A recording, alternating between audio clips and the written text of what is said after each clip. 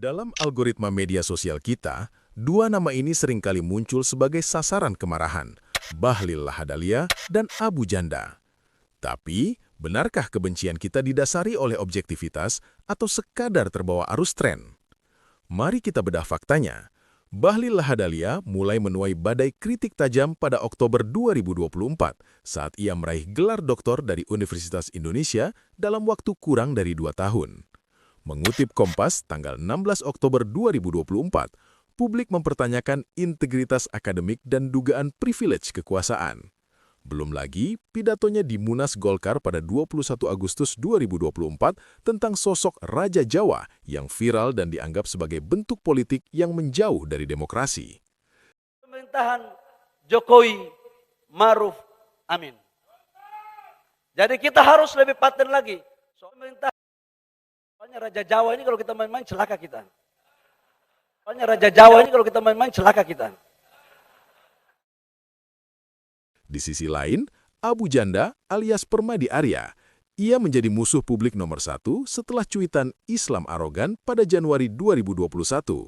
Berdasarkan laporan detik.com pada tanggal 29 Januari 2021, ia dilaporkan atas dugaan ujaran kebencian.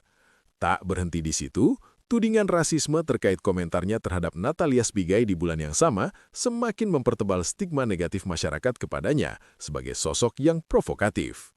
Sekarang, saya ingin bertanya kepada Anda yang sedang menonton.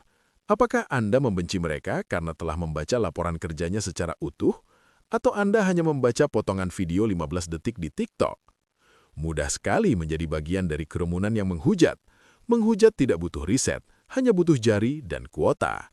Tapi hari ini, saya menantang Anda untuk tetap di sini sampai akhir video. Saya akan menyajikan data yang mungkin akan membuat Anda tidak nyaman, karena data ini akan meruntuhkan narasi kebencian yang selama ini Anda telan mentah-mentah. Jika Anda cukup berani untuk melihat sisi lain secara profesional, mari kita masuk ke fase pencapaian yang sengaja atau tidak sengaja terlupakan oleh kita semua. Mari kita bicara angka, karena angka tidak punya perasaan dan tidak bisa berbohong. Bahlil Lahadalia, di balik kontroversi gelarnya, adalah arsitek di balik realisasi investasi Indonesia yang konsisten melampaui target.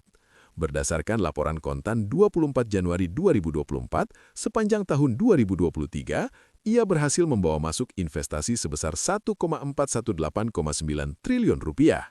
Itu adalah 101,3% dari target. Ingat hilirisasi nikel? Bahlil adalah orang yang berdiri di depan saat Uni Eropa menggugat Indonesia di WTO. Berkat konsistensi ini, nilai tambah ekspor nikel kita melonjak dari hanya 30 triliun rupiah menjadi lebih dari 500 triliun rupiah. Dan yang terbaru, sebagai Menteri ESDM di akhir 2024, ia langsung tancap gas menata izin tambang ilegal demi menyelamatkan pendapatan negara. Lalu, bagaimana dengan Abu Janda? Di balik gaya bicaranya yang menyebalkan bagi sebagian orang, ia adalah sedikit dari figur publik yang berani pasang badan untuk kaum minoritas secara nyata. Masih ingat kasus pelarangan ibadah di Lampung pada Februari 2023? Melalui media sosialnya, ia memviralkan kasus tersebut hingga mendapat perhatian nasional dan memaksa aparat bergerak. Mengutip Tempo 20 Februari 2023, tekanan publik yang ia bangun seringkali menjadi kunci terbuka kembali rumah ibadah yang disegel secara sepihak. Ia konsisten melawan radikalisme saat banyak orang memilih diam demi menjaga reputasi. Video ini bukan untuk memaksa Anda menyukai mereka. Video ini adalah ajakan untuk menjadi netizen yang cerdas dan adil. Benci boleh, tapi buta terhadap fakta adalah sebuah kerugian. Sebagai penutup, mari kita renungkan apa yang pernah mereka sampaikan. Bahlil pernah berkata, "Hanya pohon yang berbuah manis yang akan dilempari batu. Tugas kita bukan berhenti karena lemparan itu, tapi memastikan buahnya bisa dinikmati oleh rakyat banyak." Jadi, setelah melihat data ini, apakah pendapat Anda masih sama?